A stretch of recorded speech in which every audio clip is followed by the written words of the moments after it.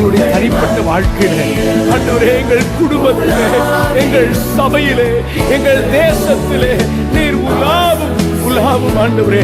எங்கே ஒரு மனமும் எங்கே பரிசுத்தமும் இருக்கிறதோ அங்கே நீர் உலாவுவீர் ஆண்டவரே.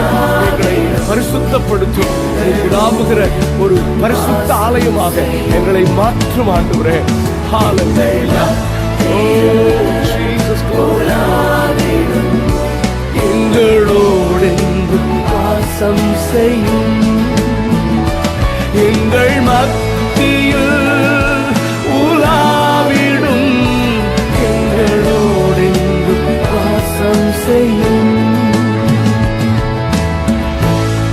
ஹல்லேலூயா.